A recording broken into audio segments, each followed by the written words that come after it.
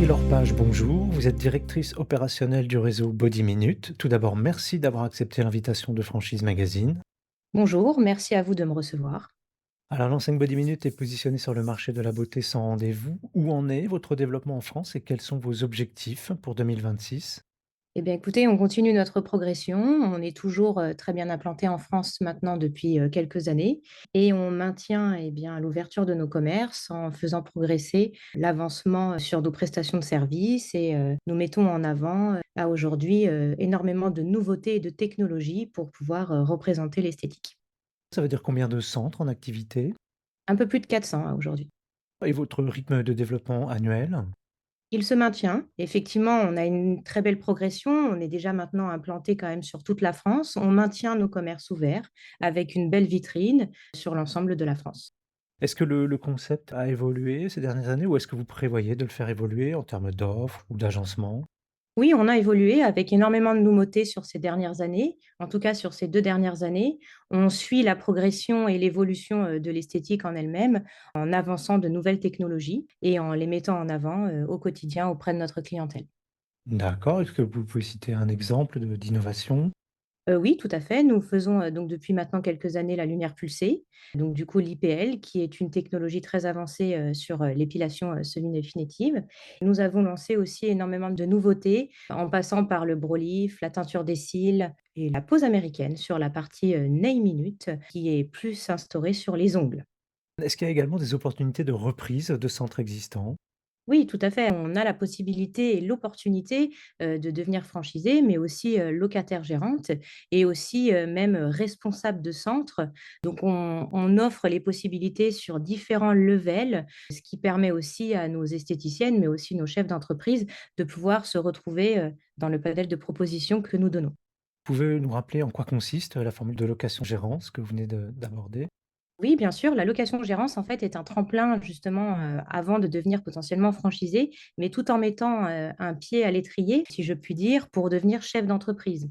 Nous sommes en fait gestionnaires et propriétaires des fonds de commerce, mais donc du coup, nous accompagnons soit d'anciennes esthéticiennes qui cherchent une progression en tant que chef d'entreprise et donc du coup, nous allons leur donner la capacité de pouvoir créer leurs entreprises, accompagner leurs équipes, suivre leur structure et le développement tout en étant là, à côté, afin de pouvoir justement leur donner bons conseils dans la progression de leur commerce. Et en termes d'investissement, comment ça se traduit entre la franchise et la location-gérance? Quel est l'écart? Eh bien, effectivement, c'est là où on a une petite facilité, c'est-à-dire que pour devenir locataire gérante, on demande tout simplement un dépôt de garantie. Ce dépôt de garantie a un coût un petit peu moins important qu'en devenant franchisé et surtout, en fin de compte, ne nécessite pas forcément un emprunt bancaire pour pouvoir démarrer. Ce qui permet de pouvoir par la suite devenir franchisé et de pouvoir commencer l'entrepreneuriat avec la location-gérance. Et en euros, qu'est-ce que ça donne? En coût financier, tout dépend du commerce, tout dépend ce qu'on reprend, tout dépend de la structure, de la reprise de l'équipe, du chiffre d'affaires, mais on peut démarrer très facilement avec un début d'activité, avec un dépôt de garantie apporté d'une valeur de 12 000 15 000 €. Est-ce que le profil de vos franchisés a évolué ces dernières années? Oui, nous continuons d'évoluer sur le profil de nos franchisés, c'est-à-dire qu'à aujourd'hui, bah, on s'aperçoit qu'aussi l'entrepreneuriat ne s'offre pas que à des personnes qui, commencent à être confirmées. De jeunes, entrepreneuses décident aussi, de se lancer en tant que chef d'entreprise et on voit de profils de plus en plus jeunes justement à vouloir passer le pas. Est-ce qu'il y a beaucoup de multifranchisés au sein du réseau?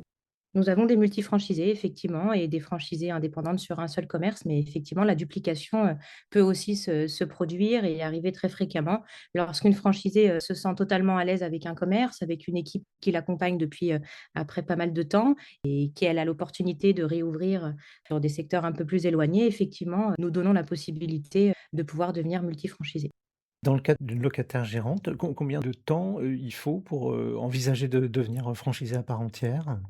Alors, dans le cadre de la location-gérance, effectivement, là, on est plus sur un, voire 2 commerces.